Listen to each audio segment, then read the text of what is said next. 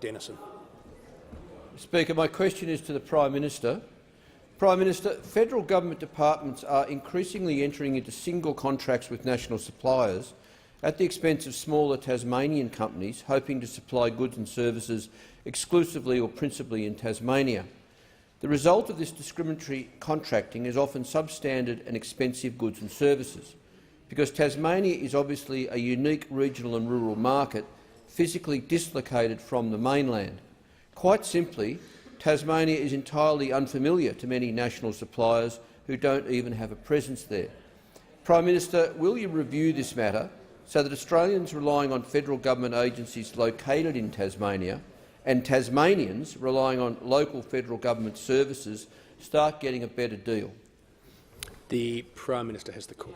Yes, thank you. Thank you, Mr. Speaker. I want to thank the honourable member for his question. Mr. Speaker, in March 2017, so last year, the government made significant changes to procurement rules to maximise competition and ensure that Australian businesses of all sizes are able to compete for government contracts on a level footing.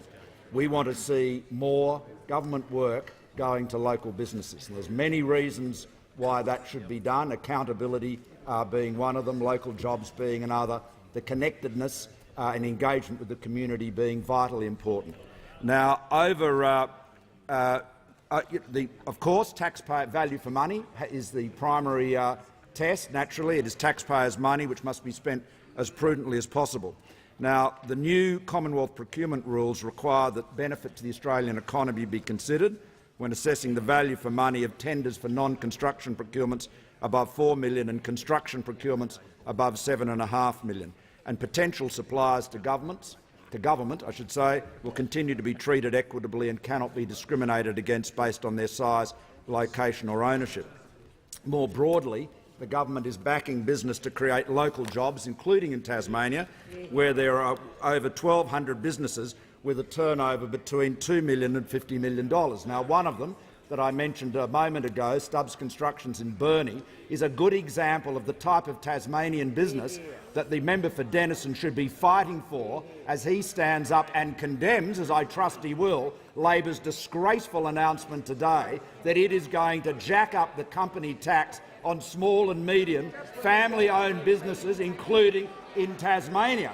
The honourable member knows that Tasmania is doing better than it has for many years. It's got a good Liberal government under Will Hodgman. It's benefiting from our pro-growth policies here in Canberra, and we have provided real incentive to those Tasmanian businesses and others like them around the country. Labor is going to, in this captain's call, aimed at the member for Grainler, a rebuke to the member for Grainler out of the indignation and vanity of the Leader of the Opposition. He's announced today, without any consultation, that those very Tasmanian businesses are going to have to pay more tax under a Labor government. The honourable member should be well aware of that and should be saying to his constituents what a shocking threat to their jobs the Labor Party represents.